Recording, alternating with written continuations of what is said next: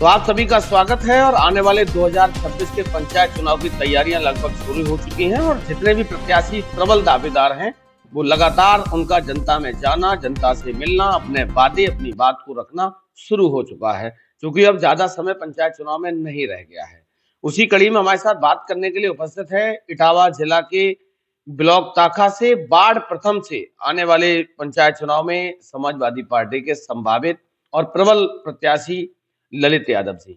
जानने का प्रयास करता हूँ किस तरीके की तैयारियां चल रही हैं, जनता का सहयोग कैसा मिल रहा है और आने वाले समय में अगर जनता ने मौका दिया तो बाढ़ के लिए क्या सोच और क्या योजना बना रखी है।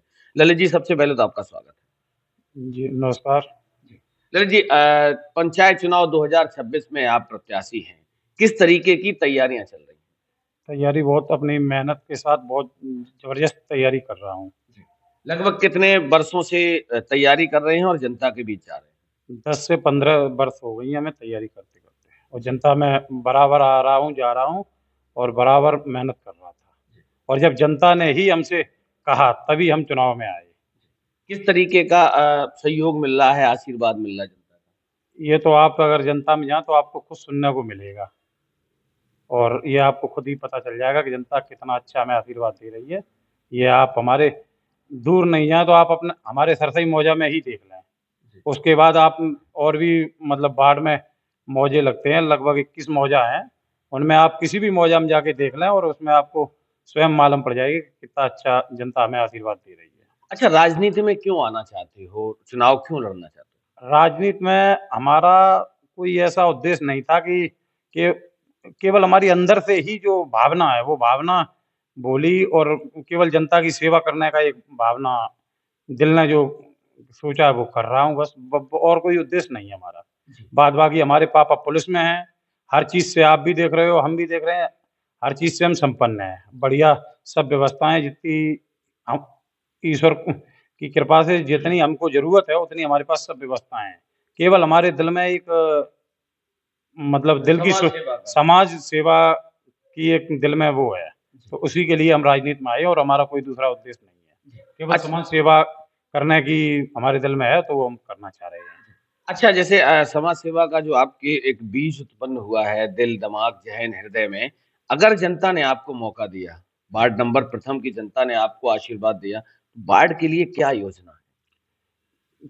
अगर जनता ने हमें चुना और हमें आशीर्वाद अपना दिया, वैसे जनता हमको दे रही है, लेकिन मुझे भरोसा है कि जनता हमें देगी आशीर्वाद और अगर हमें भरोसा है और अगर हम हमारा भरोसा पूरा हुआ और जनता ने हमें आशीर्वाद दिया, तो मैं जनता को ये भरोसा दिलाता हूँ कि जितना जनता हमसे उम्मीद करेगी उससे 10% ज़्यादा निकलूँगा, 5% कम नहीं होऊँगा। कौन-कौन से काम सोच रखे हैं, अगर मौका मिला तो क्या-क्या करेंगे? सबसे पहले तो हमने अपनी जनता के लिए, अपने वार्ड के लिए हमने सोच रखा है कि गरीब कन्याओं की शादी में टेंट फ्री व्यवस्था करवाऊँगा और दूसरा जो भी मंदिर पे धार्मिक काम होंगे उसमें टेंट की व्यवस्था करवाऊँगा। युवा बच्चों के लिए जिम की व्यवस्था करवाऊँगा और जो भी रुके हुए काम हैं, जो अभी तक नहीं हो सके, वो हम करेंगे। ये जनता को मैंने पूरा विश्वास दिया है और दिया ही नहीं है, खरा उतरूँगा मैं इस पे। अच्छा, भ्रष्टाचार भी एक सबसे बड़ा मुद्दा रहता है। अब भ्रष्टाचार मेरी जो सोच है वो मैं एक ही चीज़ कह रहा हूँ कि भ्रष्टाचार मुक्त कर दूँगा अपना ताक़ा प्रथम। अच्छा, क्या टिकट की भी दावेदारी ठोक रखी है समाजवादी पार्टी से, चूँकि आप लगातार चर्चाओं में हैं? हमारी 1-2 बार चाचा जी से बात हुई थी, तो चाचा जी ने आश्वासन दिया है। उसके बाद अंशुल भैया से भी बात हुई है, तो उन्होंने भी आश्वासन दिया है कि ठीक है, आप मेहनत करिए, जनता में जाइए, जनता में मेहनत करो, हम आपके साथ हैं। जनता की माँग होगी तो मौका मिलेगा। हाँ जी, उन्होंने यही कहा कि जनता की माँग होगी तो हम मौका देंगे और जनता की माँग आज 70% हमारे लिए है। ये आप स्वयं जाके देख लो। नहीं, हम जाके अब जानकारी करेंगे, आपकी ग्राम पंचायतों में बाढ़ की घूमेंगे तो पता चलेगा कि अब जो आप दावा ठोक रहे हो उसमें कितनी सच्चाई है।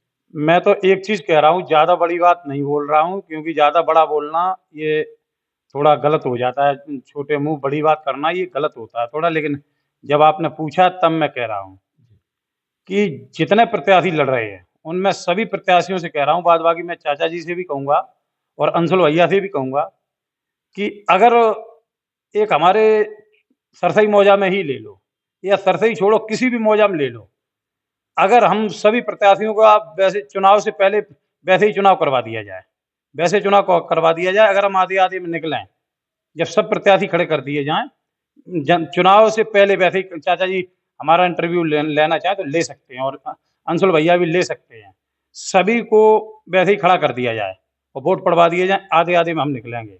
और सरसई मौजा में अगर 6,000 वोट पड़ेंगे तो 4,000 वोट मैं लेके आऊंगा। अगर मेरा 3900 रह जाता है, मैं चुनाव नहीं लड़ूंगा। तो ये मतलब इतनी मजबूत दावेदारी है। इतनी मजबूत दावेदारी हो, मजबूत नहीं, आप पता कर लो, सरसई मौजा के अंदर अगर 6,000 वोट पड़ेंगे तो 4,000 वोट मैं लेके आऊंगा, जिसमें भाजपा भी 2000 में भाजपा भी शामिल होगी, कांग्रेस भी शामिल होगी, जो भी प्रत्याशी और भी ये जो भी लड़ेंगे वो सब 2000 में शामिल होंगे। अगर हमारे 3900 वोट रह जाते हैं तो हम चुनाव नहीं लड़ेंगे। अच्छा, जनता इतनी मैंने जनता की सेवा करी है, 15 साल से जनता में जा रहा हूँ, और आप ज्यादा नहीं, किसी भी गांव में 10-15 गांव में जाके देख लो, ज्यादा में मत जाइए आप, और 10-15 गांव जिसमें आप चाहो पूरे वार्ड में, उसमें आप जाके देख लो जाके कि मैंने काम किया या नहीं किया। जब मैं कुछ भी नहीं था तब मैंने काम किया है। क्या आप जैसे मान लो आपको पार्टी ने मौका दे दिया, आप शिवपाल जी ने मौका, अंशुल जी ने दे दिया आपको, तो जनता से क्या अपील करना? अब जनता से तो मैं केवल एक ही अपील करूंगा कि ठीक है, पार्टी मौका दे रही है और अंशुल भैया मौका दे रहे हैं, तो जनता भी अपना आशीर्वाद हमें दे, ये सबसे बड़ी हमारी अपील है, और क्या है। अच्छा, नब्बे और जनता जब हमें अपना आशीर्वाद देगी तो मैं उनके आशीर्वाद का कर्ज पूरी 5 साल मेहनत के साथ चुकाऊंगा। बड़ी बहुत अच्छी बात है, आप ये सोच रखते हैं, क्योंकि अमूमन देखा जाता है कि लोग चुनने के बाद दोबारा घूमने तक नहीं आते हैं। ऐसा नहीं है, ये मैं भी कह रहा हूँ कि कुछ लोगों की, मान लो नाम तो मैं नहीं लेना चाह रहा हूँ, लेकिन आप हमारे अभी ताका प्रथम वार्ड में जाइए और लोग मतलब एक ही चीज कहते हैं कि भैया वो तो किसी के सुख दुख में नहीं आते हैं, किसी के उनकी शक्ल नहीं देखने को मिली। तो ऐसा मैं नहीं करूंगा, ये मैं जनता को पूर्ण विश्वास भी दिलाया है मैंने, और दिलाया नहीं है, खरा उतरूंगा इस पे। इस चीज में मैं कई लोगों से स्टाम्प पेपर तक मैंने लिख लिख के देने को तैयार हो गया हूँ। मैं स्टाम्प पेपर लिख के दे सकता हूँ, खरा उतरूंगा। अब वही बात है कि जैसे पुरानी कहावत है हमारे और आपके बीच में कि दूध का जला हुआ तो मट्ठा भी फूक फूक के पीती है। जनता पहले से ही पीड़ित है। अच्छा, नववर्ष की शुरुआत हो गई है, गणतंत्र दिवस आने वाला है, क्या शुभकामनाएं देना चाहते हैं? सभी को मैंने नव वर्ष के लिए और गणतंत्र दिवस के लिए सभी से मैंने अपनी अपील की है। मैंने सबके पैरों में अपना सिर रख के मैंने आशीर्वाद मांगा है। तो ये थे हमारे साथ आने वाले पंचायत चुनाव 2026 में इटावा के ब्लॉक ताखा से प्रथम वार्ड से जिला पंचायत सदस्य पद के प्रत्याशी और समाजवादी पार्टी से प्रबल दावेदार भी हैं। अब देखने वाली बात यह है, क्या समाजवादी पार्टी इन्हें मौका देती है? अगर पार्टी मौका देती है तो क्या जनता भी अपना आशीर्वाद देगी? अगर जनता ने भी आशीर्वाद दे दिया तो क्या ललित यादव आने वाले समय में वार्ड नंबर 1 की जनता की उम्मीदों पर खरे उतर पाएंगे? तो भविष्य के गर्त में है। तब तक ललित जी, आपको हमारी तरफ से नववर्ष की, गणतंत्र दिवस की और आने वाले पंचायत चुनाव के लिए बहुत बहुत बधाई, शुभकामनाएं, धन्यवाद।